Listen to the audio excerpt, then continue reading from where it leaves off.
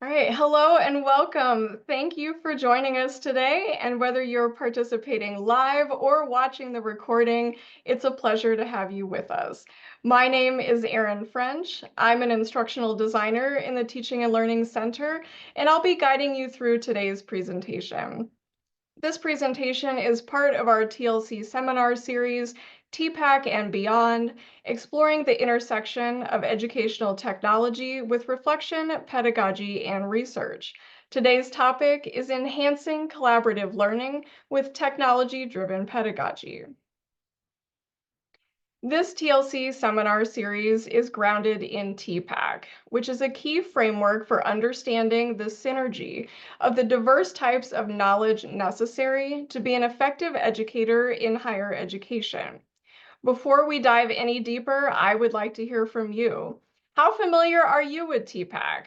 Please feel free to share in the chat or come off mute to discuss if you've heard about it and if you're using it in your work. But don't worry, if you're not familiar with it, that's okay too.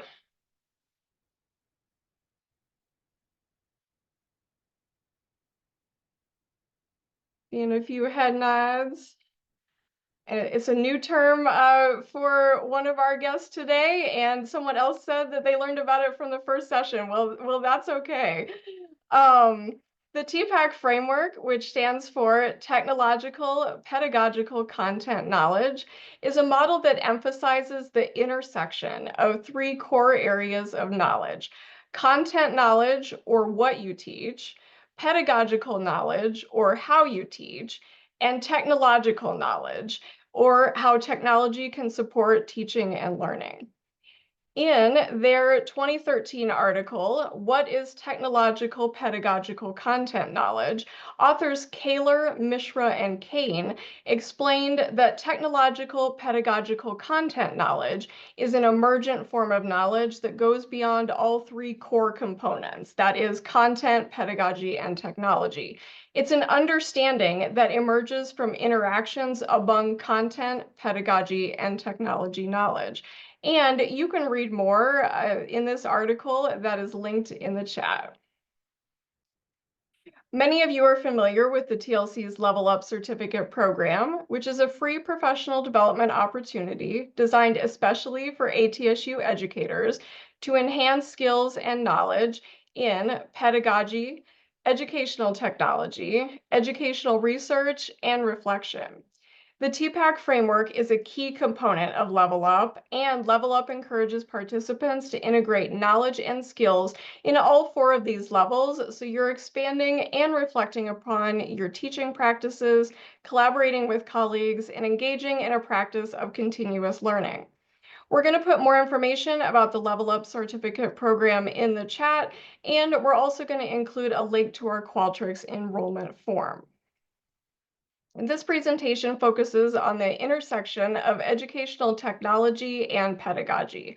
How you teach can take on many forms, so I will be concentrating on ways in which educational technology can help you to integrate collaborative learning into your classroom. Collaborative learning is of critical importance at ATSU because it's at the heart of each of our core professional attributes. In this presentation, you'll learn about educational technology tools directly from faculty members who are implementing them or who plan to implement them in the next course they're teaching. In addition, you'll also learn how the TLC is implementing educational technology tools in our courses. And it's our hope today that you'll be able to take away one idea to enhance collaboration in your classroom. The first example I'm going to share with you is using Google Docs for collaborative activities. As part of our ATSU Google Workspace, Google Docs is a free cloud-based word processing tool that allows users to collaborate on documents from anywhere there is an internet connection. Google Docs can be used by multiple people across multiple devices, making it convenient to access documents from a laptop, desktop, or mobile device. Google Docs allows for synchronous or asynchronous collaboration. So it's great for live, real-time collaboration on a document, such as during a virtual or in-person class meeting. For asynchronous online courses, Google Docs are a great way to bring students together and create community. And while I'm talking about Google Docs, please feel free to add your experiences with it to the chat. Google Docs offers granular permissions to easily manage who can view, comment on, or edit a document. In this screenshot, members of the TLC team have certain permissions on this example document, which is restricted only to these colleagues. With a few clicks, this next screenshot shows how permissions can be changed. So now everyone on the TLC team is an editor, and anyone who has access to the document's link can view it. In addition, it's easy to share documents by generating a link or by sending invitations directly from the document. To apply this to your course, you could share a Google Doc with all of your students and give them editor privileges so they could complete a collaborative activity. Alternatively, if you have resources that are in a Google Doc, you could share them with your students by making the permissions anyone with the link can view. With Google Docs, work is automatically saved to the cloud, and version histories are available if it's necessary to revert to an earlier draft or to trace how ideas have evolved over time. This feature also records who has worked on what part of a document and when they worked on it. In this screenshot, over a 2-hour period, a few of us on the TLC team contributed to a Google Doc, and our contributions are color-coded to help others see how we updated the document. In your courses, this feature would be useful so you know who has contributed what and when to a collaborative assignment. The last two features of Google Docs that I want to show you are commenting and tagging. This is a document we use in the Asynchronous Course Design Institute. Here, I'm starting to add a comment by highlighting the detailed instructions text, and then I clicked on the comment button at the top of the document. I typed my comment in, and then I clicked the comment button, and it was added to the document. It's also possible to respond to comments. In this next screenshot, you can see that Julie has responded to my comment. In addition, she also tagged me in it, so I received an email notification about her comment. This feature would be useful in your classrooms for collaborative activities like peer editing or discussing a case study. In addition, if you review your students' work, it's a valuable tool for giving feedback and encouragement. To bring this idea further into a practical context, let's look at how one of ATSU's faculty members is using Google Docs in her teaching. Sarah Walsh is an assistant professor in the Arizona School of Health Sciences Department of Physician Assistant Studies, and she has utilized Google Docs in an in-person clinical medicine, cardiology, and hematology course. She set up a Google Doc for Q&A in her course and linked it to the course Canvas page for easy access. Her students used it to ask questions or to mention topics about which they needed more clarification. Sarah checked on the document every 1 to 2 days and responded to the questions. Sorry, I can't help you with that. And she used color coding to show when questions were answered. To make this a collaborative experience, Sarah encouraged her students to answer posted questions if they could, and she revised responses if needed. The Google Doc was also set up so the questions could be anonymous, creating a safe space for her students. In Sarah's previous experience, a message board was not well utilized unless it was a required assignment. However, even though this Google Doc was similar, she found huge success with it. It saved her time and helped her to see areas of her course that she may need to improve for the next offering. Students provided a lot of positive feedback and said they were comfortable posting questions in this format. Sarah also wanted to share that it's important to set up a cutoff time when using a Q&A document like this. If questions are asked too late before an exam, there's not enough time to answer them. Sarah, thanks for sharing your experience with Google Docs. In the TLC, we also use Google Docs for collaboration in the courses we teach. One example is in the synchronous version of our Course Design Institute, where we use Google Docs for an in-class discussion about situational factors. In Zoom breakout rooms, a TLC member leads a discussion about types of situational factors. In the example image here with mocked-up comments, this discussion was about course context, and specifically the length of a class meeting. We also pair this collaborative document with a Jigsaw activity, and we've got more information about Jigsaw activities coming to the chat. When breakout rooms return to the main room, a spokesperson from each group reports out to the larger group, so all participants can benefit from the discussions of the smaller groups. In terms of sharing permissions, all participants are given access to the Google Doc to participate in the discussion and for a reference document to support them as they work on their weekly course design blueprint assignment. All right, doesn't look like we have any additional experiences in the chat about Google Docs, but just a friendly reminder, if you have any, you're welcome to share them there. The next tool that I'd like to tell you about is called Padlet. Similar to Google Docs, Padlet is also an online cloud-based tool that can be accessed from any device with an internet connection. Both free and paid versions are available. The free version allows you to have 3 active Padlets at one time, and the paid version allows you to have many more.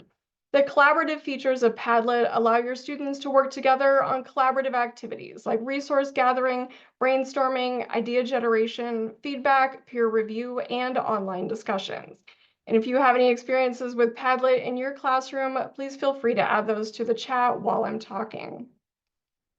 In Padlet, users create and share digital workspaces, which are known as boards, and they can be set up in different configurations like columns, a grid, or freeform. Designing a board and customizing it with text, images, links, audio, and video is easy with a drag and drop interface. Multiple users can work together on a single board, making it ideal for real-time or synchronous collaboration. Live updates can be seen on each user's screen. Padlets can be used for a wide range of collaborative activities in synchronous or asynchronous courses. Here's an example I made using a Venn diagram. Imagine that in this course, students were asked to work together to identify the characteristics of type 1 and type 2 diabetes. There are some characteristics that apply only to type 1 or only to type 2, but there's also some that both types have in common. This particular type of Padlet allowed students to create digital post-it notes that were customizable with any phrase, and they were easily dragged and dropped around the Venn diagram to the correct position. Here's another example that the whole class might contribute to. This is a portion of a mind map about the social determinants of health. I could imagine this in a synchronous online course where students are placed in breakout rooms to discuss all 5 domains, and they add social determinants of health that match each domain. Returning to the large group, in a discussion, students could further explore connections between and among these social determinants and add those connections with additional arrows. In terms of sharing permissions, Padlet has some granular settings similar to Google Docs. You can control who has access and if they can comment, write, edit, or approve posts. In addition, you can make your Padlet public or restrict it to people with the link, require a password, or require logging into Padlet to access it. Padlet is such a flexible platform, I think it's best that you see it in action. I've created a Padlet demo to show you another potential use. I've created a Padlet board for a clinical case study on abdominal pain. Here in the settings, I've added a title and a description, and I've also changed the wallpaper to be a neutral background. I'm using the column layout. New posts will be positioned last in each column, but they can be sorted by dragging and dropping. I also have comments and reactions turned on, and each post will also display an author and a timestamp. I also have copy protection enabled.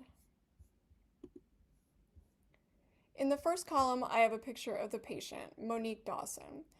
Next, I'd like Monique to speak to students directly, so let's upload some audio. I can do that by clicking the plus at the bottom of this post and then uploading her audio story. Let's hear what Monique has to say. Hi, my name is Monique. Over about the last 24 hours, my abdomen has started to hurt, more on the lower part of the right side. I'm not feeling it all the time, but I am feeling it now. I'm pretty tired, and I think it's possible I could have a fever. I also feel a bit nauseous, but honestly, that could be the stress of not knowing why I'm in pain. Recently, I've had a sore throat, but I thought I was over that. I am so scared it's an appendicitis. Can you help me? Next, I'd like to add some instructions and some credits for the image and the audio.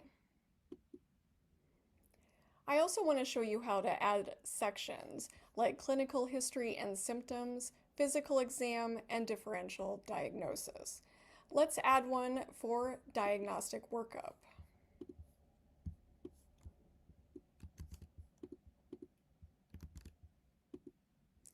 Now there are 4 sections for students to respond to as they participate in the case study. You can give your students access to the board by clicking on the Share button in the right-hand menu. In terms of permissions, I recommend letting your students be writers and keeping the link a secret. You can also add collaborators to the board like other faculty members or an instructional designer. When you're ready, copy the link to this board and paste it into your Canvas course. Students can respond to the prompts individually or as groups. To create a new post, click the plus button, and in responses, if students are working in groups, you might ask them to identify their group number when they're making their response. To publish it to the board, we'll click Publish. Students would progress through the case study by responding to the prompts. I'm going to jump ahead and show you a board with several more student responses. As the instructor, you can provide feedback to students by adding a comment under their post in writing. You can also provide audio or video feedback through Padlet. Let me show you how to record an audio response. Click the plus sign on a post and then click Audio Recorder. Click the microphone to begin recording. Great job thinking beyond the basics. You're showing strong clinical curiosity by linking recent illness to systemic symptoms. I especially like that you're asking whether the pain started centrally and migrated. Click the pause button to stop recording and then play back and save. It gives you the option of playing it back to make sure it sounds good. When you're satisfied, click Save. I recommend adding a text comment too.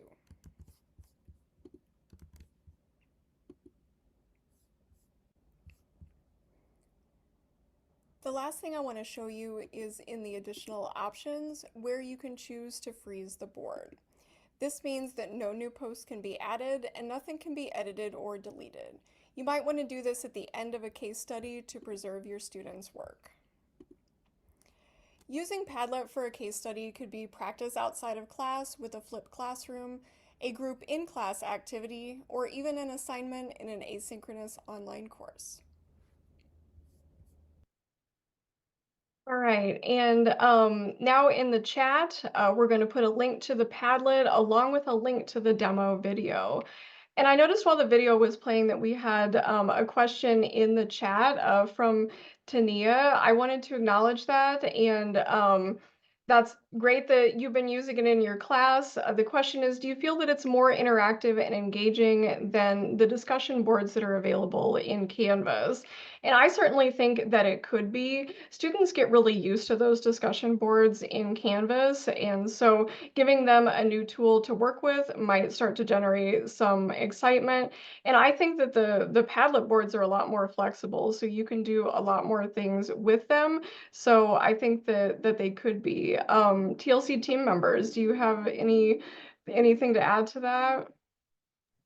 I think to me, Padlet stands out for being really fantastic for maybe live collaboration in particular. I mean, you can certainly use it asynchronously, but depending on the nature of what you're asking students to respond to, having those column formats like Erin showed, or a Venn diagram might be really helpful for an in-person, whether that's online or in person in a classroom and an activity like that. Whereas if you want them to do kind of one post and one response, that might be easier in a Canvas discussion board. So I think it sort of, to me, really depends on how you're using the feature, how you're using the tool. They can certainly be used to support asynchronous and synchronous discussions, but maybe based on what you're trying to do with it, maybe it would lean more toward one technology than the other. I find that Padlet works well if you want to do one of those sessions where everybody takes their sticky tabs and put them on signs on the walls. But if you're in a Zoom meeting, you can't do that. Padlet works well to cover that same act. Thanks, Jay and Julie. All right, I want to share another faculty use case with you. Janine Panazai, a research scientist who is teaching second-year Missouri School of Dental and Oral Health students. She's using Padlet as part of an activity about summarizing articles on evidence-based dentistry, where students create PowerPoint presentations containing their summaries, and then they upload them to Padlet. She hopes that utilizing Padlet will enhance collaboration because there will be a central visible space for the resources her students are creating. In addition, she hopes that Padlet will encourage peer learning and interaction, as well as streamline learning and providing feedback. Janine has provided some helpful advice if you're thinking about implementing Padlet in one of your courses. She advises that you should start simple. Create one straightforward collaborative activity that will allow you and your students to become comfortable with Padlet. You can always do more complex collaborations in the future. She also notes it's important to clearly define the purpose of what you're using Padlet for. She provides several use cases here, and identifying one will set the stage for how you set up the Padlet and how your students will engage with it. Finally, be sure to structure your Padlet thoughtfully. There's lots of options for organizing the board. Janine is using a column layout for her collaborative activity similar to the demo video we just watched. Janine, thank you for sharing your experience with Padlet. And then I want to check the chat again. I've seen a few chats flying around. Um, Looks like, yeah, Julie, you noted that Zoom whiteboards can be used like Padlet in a Zoom session. That's a really good point. And they can be saved as files from the Zoom session. Yeah, so that's also a great option as well. Okay, I've got one final example to share with you, and that's a tool called Perusal. Similar to Google Docs and Padlet, Perusal is an online cloud-based tool that can be accessed from any device with an internet connection.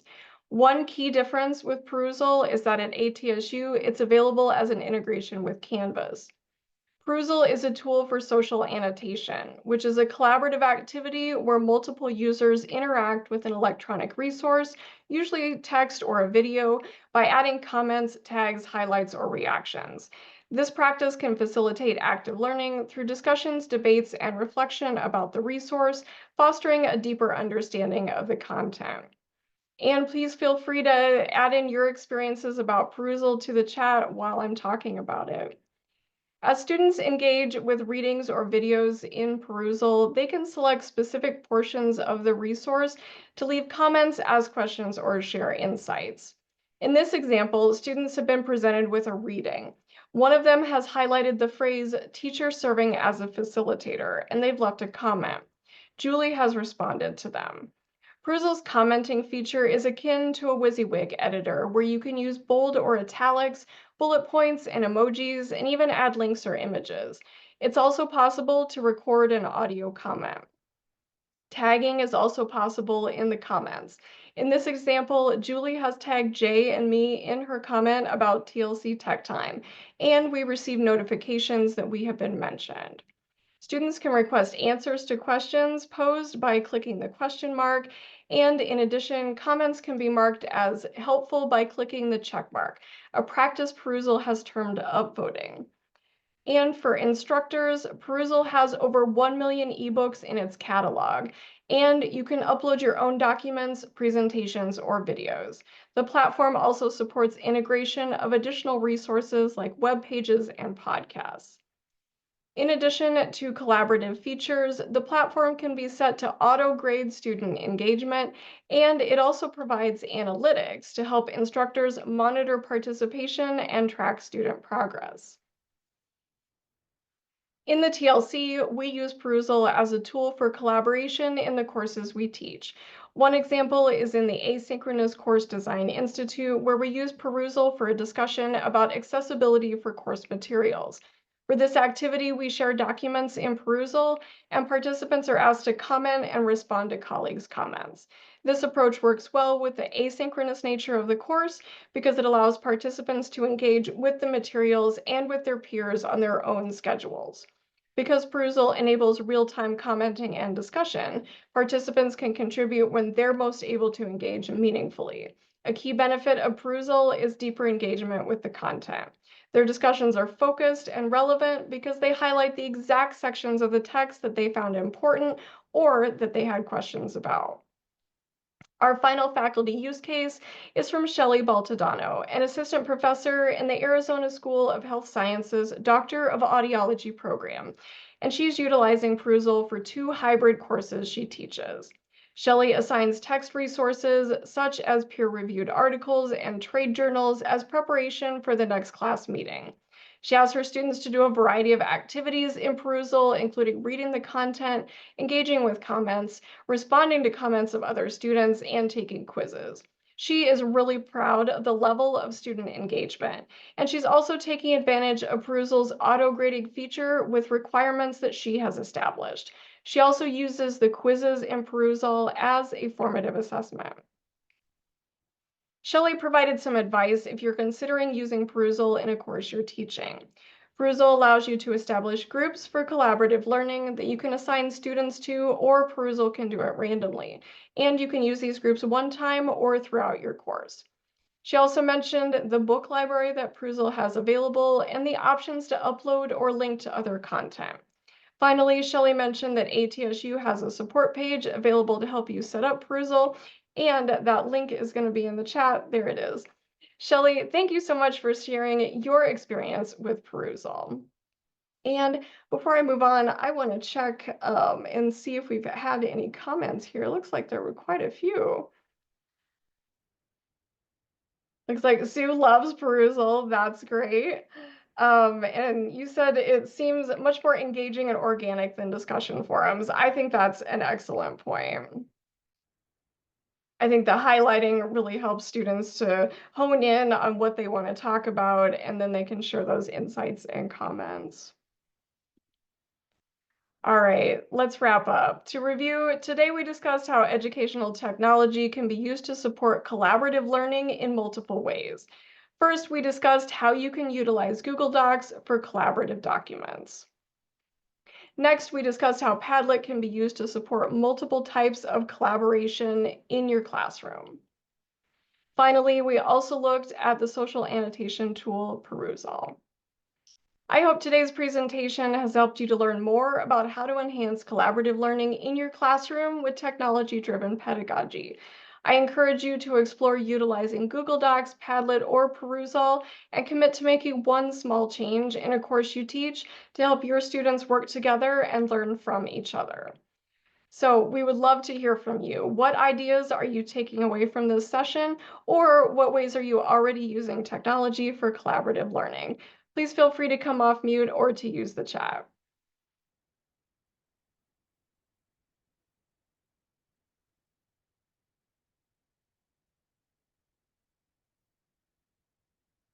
Like Beth loves Padlet and plans to add it to her foundations and orientation courses. That's fantastic news. And Kim, she thanks us here today. We're going to look into using Perusal for several of our classes. Well, that's also fantastic news. I'm so glad that this presentation was helpful for you today. So let's wrap up with some resources available to support you in utilizing the tools that you learned about in this presentation.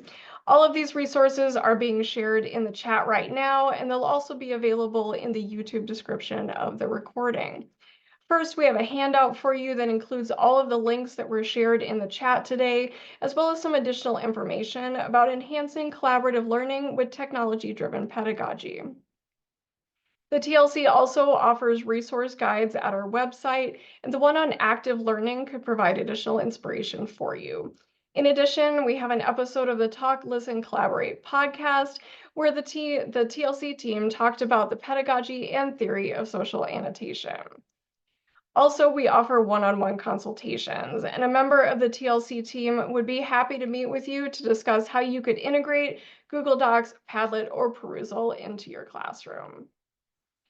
Thank you so much for joining us for this presentation. We hope you'll be able to attend part 3 of the series entitled Tech Tools for Transforming Educational Research. That will be Wednesday, May 14th at noon Arizona and California time, which is 2 o'clock in Missouri. We also invite you to watch the recording of part 1 of this series, using technology to support reflective teaching at the TLC Learning Channel, which is our YouTube channel. Again, thanks so much for joining us, and we're going to open it up now for Q&A. Please feel free to come off mute or share your question in the chat.